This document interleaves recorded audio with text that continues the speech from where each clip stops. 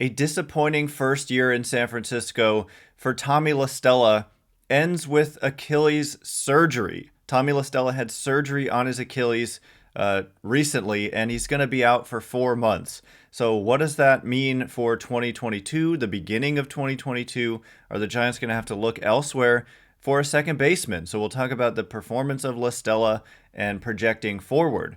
And how about this? Donnie Ecker, instrumental in transforming the Giants' offense these last couple of seasons when he was after he was hired by Gabe Kapler as one of the Giants' 3 hitting coaches. He is leaving for the Texas Rangers to be their bench coach and offensive coordinator. So we'll get into that as well. And then finally, Buster Posey, named by his peers the comeback player of the year. So all of that coming up next on today's Locked On Giants podcast.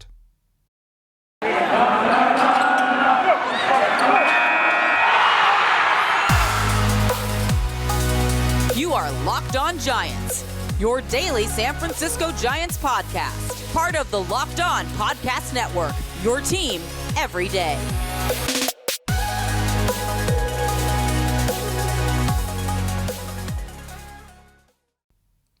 Hello and welcome to Locked On Giants Baseball, part of the Locked On Podcast Network, your team every day. My name is Ben Kaspick, and on this show we provide daily episodes Monday through Friday talking about the San Francisco Giants in a way that's data-driven and rational, but also simple, passionate, and accessible to all. I'm a former contributor for the baseball statistics and analysis websites Beyond the Box Score and Rotographs. I've been podcasting about the Giants since 2015, and I'm a lifelong fan. Thank you for making Locked On Giants your first listen every day. We are free and available on all platforms, now including YouTube, so check us out there. I also have a personal YouTube channel, Ben Kaspick, where I put out bonus content, so I'll link that in the description below, and I would love if you would check that out as well. Anyway, coming up on today's show, as I said, we're going to be talking about these 3 kind of major pieces of news with LaStella undergoing Achilles surgery and Donnie Ecker departing for the Texas Rangers and Buster Posey being named the comeback player of the year. But losing Tommy LaStella, let's talk about that. It was a disappointing first year with the San Francisco Giants. He ended up hitting just .250 with a .308 on base percentage, .405 slugging, only played in 76 games, 242 plate appearances. He was pretty much, generally speaking, a non-factor. And that is disappointing because I really had high expectations for him. Not that he was going to be a superstar player, but I thought in a platoon against right-handed pitching, he was just going to bring a really unique element to the Giants, a lot of contact, some surprising power, and an ability to hit for a high average and get on base a lot. But we generally did not really see that out of him, even though we saw it at times. So, of course, he had a hamstring injury about a month into the season, and it was pretty serious, and so he missed a lot of time with that. And then when he was on his way back, he broke his thumb while he was getting ready to come back from the hamstring injury. So that set him back again. And then this Achilles thing down the stretch, it kept him out of some games down the stretch, and it kept him out of some postseason innings. And so clearly bothering him, right? And so he ended up seeing a doctor on October 25th, a week ago, in Green Bay, Wisconsin. The doctor was Dr. Robert Anderson. And the consultation resulted in a recommendation for surgery, which he had, and he's going to miss, or excuse me, the expected recovery time is 4 months. And so that would put him, the expectation is that he would be able to get back on the field in the middle of spring training. And so that puts his opening day status into question. So these types of things have a tendency to sometimes linger. And so when you're saying 4 months full recovery, I don't know about that. I'm skeptical always when there's a serious injury. But I also want to talk about the fact that this is his back leg as a left-handed hitter, right? His back Achilles. And that is the leg that you're driving off of to be able to do damage on your swing. And so it kind of makes sense that he didn't quite look right down the stretch for the Giants, even though actually in the playoffs, he hit 333 with a 455 on base percentage in 11 plate appearances. So he was on base quite a bit. That honestly, I don't recall him being that much of a factor. I want to say that it didn't lead to much. Like, that's a little bit surprising, to be honest. I don't recall that being the case, but the numbers don't lie. That's what happened. But a zero isolated power. So even though he was on base, he got a hit a third of the time, he didn't have any extra base hits. And that's kind of what I saw, was that he wasn't really able to drive the ball down the stretch. And it could just be a coincidence, but let's be honest, like an Achilles injury to that back leg is going to influence you in a negative way when you're trying to hit.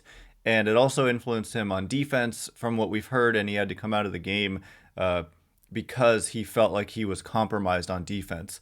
So anyway, basically I just wanted to say, disappointing first season in San Francisco for La Stella, but I still believe in the skill set. This guy was a real force the last couple of seasons in 2019 and 2020. In 2019, it was a full season, the last full season before this year, and he only played in 80 games, and then he had an injury. I want to say he broke his leg, something kind of a fluke injury, but in 80 games, he had a 346 on base percentage, and he hit 16 home runs in half a season. So this guy has power and also an ability to just really get on base, particularly against right-handed pitching. So I still believe in Tommy La Stella, and I think we did not at all see the best of him this season, but hopefully clearing up this Achilles injury, cleaning out the Achilles. I don't know exactly what they did in there, but I have hope that they should be able to get the best out of him in 2022, but they're going to probably need to plan on potentially having this linger. And so Donovan Solano is a free agent. So right now you're looking at Wilmer Flores, and you're looking at Jason Vosler and Thairo Estrada and Mauricio Dubón. So it's not the most impact group that would fill in there, and there's really not a great platoon option as a left-handed hitter unless they're going with Jason Vosler, who they mostly stayed away from in 2021. So it's going to be interesting to see how they cover themselves at this position in the offseason, because I do think they're going to need some insurance dealing with a guy coming back from a surgery like this. So anyway, we'll talk about that more throughout the offseason, but next I want to get into Donnie Ecker.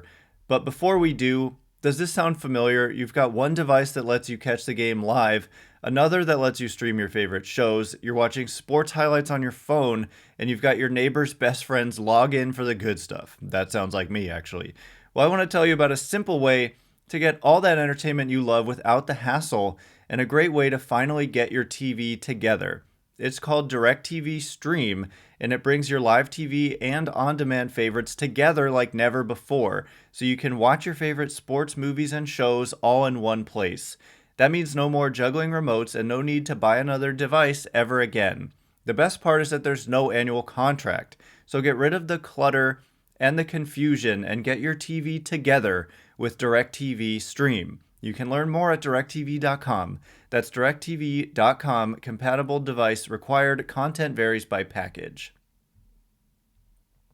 All right, as promised, we're going to talk a little bit about, this is kind of major news that's going to go a little bit under the radar, but Donnie Ecker, one of the Giants' three hitting coaches, I actually am blanking on his exact title. They all had different kind of titles with the Giants, these three hitting coaches. But Donnie Ecker, from what I understand, was kind of the head honcho among these three, and viewed within the industry as an absolute stud and a rising star. And so when we've talked this offseason, going into the offseason, about how some Giants coaches may end up getting poached by other teams, Donnie Ecker, for me, was like the guy who came to mind first and foremost.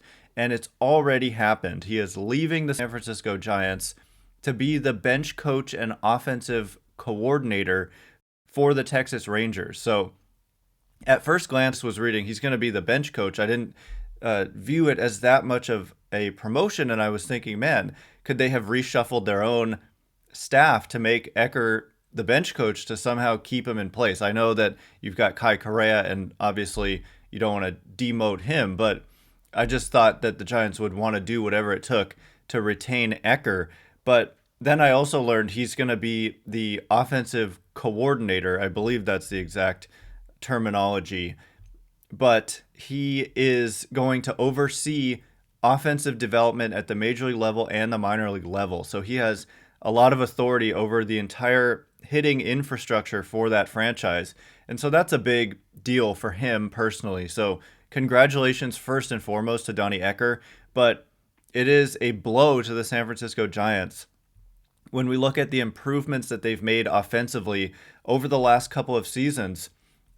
A huge part of that is coming from Donnie Ecker, and he's leaving now. So it is sad, and it's a little bit alarming is not the right word, but it's a blow to the Giants. But this is how it goes for teams that have coaching staffs that have a lot of success. Like we've seen this from the Tampa Bay Rays year after year. People poach their coaches, people poach their front office. And so that team has had an ability to just replenish their staff and find the next rising star to come take over a new position. And this is just part of life when you're a smart team, a team that other teams see is you're getting the most out of your players, right? Like other teams took notice that the San Francisco Giants went out there and won 107 games this season when nobody really expected them to be all that good at all, if even above 500. And so, of course, other teams take notice, and it's not a fluke, right? They understand that you're doing something to get this out of your players. And the Giants, by weighted runs created plus, by their position players, non-pitchers, were second in the game behind the Houston Astros, who are out here scoring a bunch of runs in the World Series. And nobody outside of the very tight local community really saw this coming. The Giants in 2020, in the short season, I think a lot of people slept on the fact that they dramatically improved their offense, and it wasn't just a small season fluke, which is something we spent a lot of time in the offseason talking about. I don't think it was a small season fluke, and sure enough, they roll into this season, set their franchise record in home runs, and on and on and on. So anyway, Donnie Ecker taking on a big role with the Texas Rangers. A lot of people see him as a future manager, and that to me is like the next step, right? He's a bench coach, and he's overseeing their entire offensive infrastructure. And so it's really exciting for the Texas Rangers, but a big blow to the Giants. And this is what Gabe Kapler had to say to Susan Slusser in the Chronicle via text message. He said, quote, Donnie made a big impact for us over the last few years. It always stings to lose great staff members and teammates, but at the same time, we're excited for Donnie to experience a new role and continue his development as a coach. So yeah, I mean, there's not a ton there in that statement, but that's what Gabe Kapler had to say. The fact is they are going to obviously want to fill that position. Actually, it's not a given because they do have 3 hitting coaches. They could just give greater responsibility to the 2 others that are presumably staying, although that's not necessarily a safe assumption. But let's be on the lookout if the Giants are going to, in fact, bring in a new hitting person.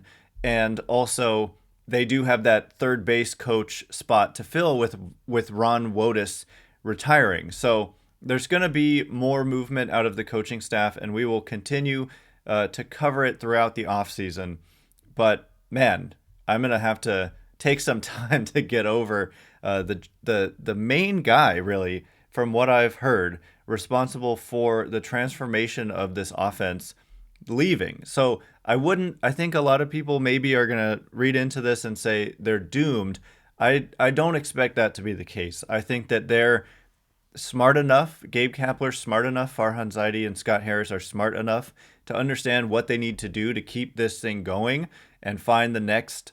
That's the thing about Kapler, from what we've heard, is he's always keeping like a spreadsheet of guys who would be the next in line to take over a position like this.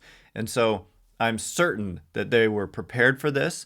They possibly even expected this, and that they're ready to replace Donnie Ecker. But it's not going to be easy. You're always not necessarily going to get the same thing out of your replacement, but they lost their pitching coach. Even in the short 2020 season, Ethan Katz made a big impact. Look at Kevin Gausman, look at Drew Smyly last year. And Ethan Katz was an assistant pitching coach to Andrew Bailey. And then the White Sox sniped him. Sniped him may be the wrong word. They poached him. And Ethan Katz is the pitching coach for the White Sox now. So anyway, this is somewhat equivalent to that.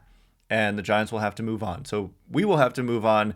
And next we're going to talk about Buster Posey. But before we do, I want you to know that I love Thanksgiving.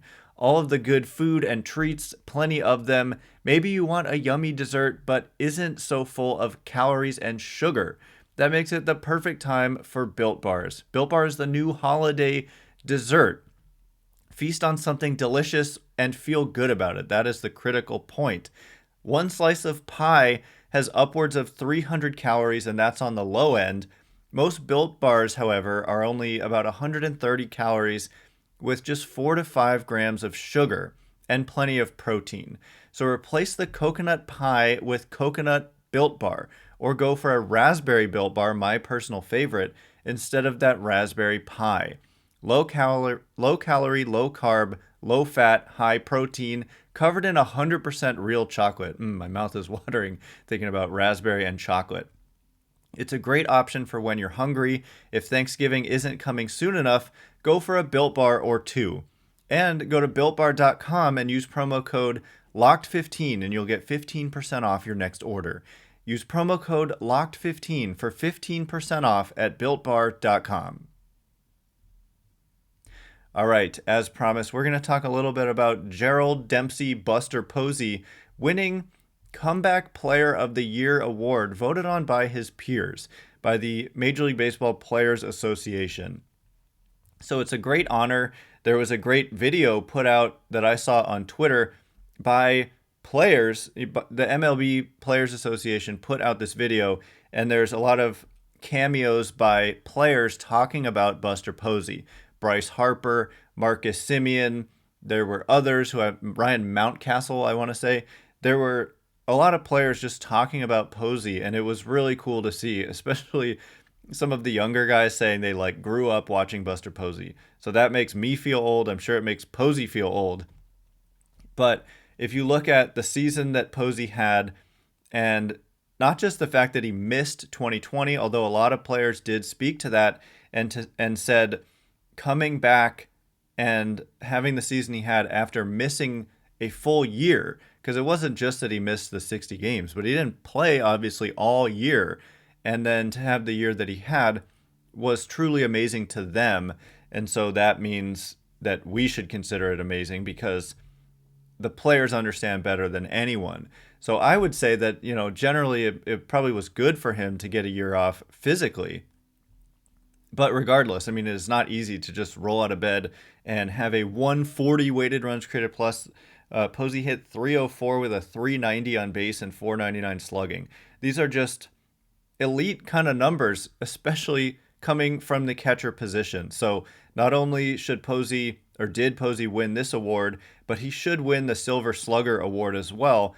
And that's something we're going to find out here in a couple weeks in the month of November.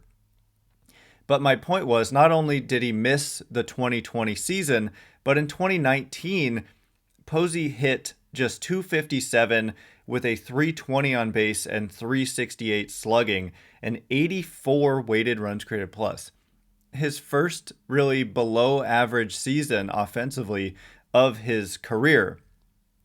So coming back from that and just turning it around, and again, tying this in with Donnie Ecker, I think that if you look at what Crawford was able to do, if you look at what Belt has been able to do, a lot of this is a credit to Donnie Ecker and the hitting coaches in general for being able to get the most out of these players. And so it's a tremendous accomplishment for Posey, who just has a trophy case full of achievements, World Series rings, 3 of them, of course, an MVP award, Rookie of the Year, Comeback Player of the Year twice, because, of course, he won it in 2012 when he won the MVP, after in 2011 he got taken out by Scott Cousins in that home plate collision and missed the rest of the season after playing in just 45 games.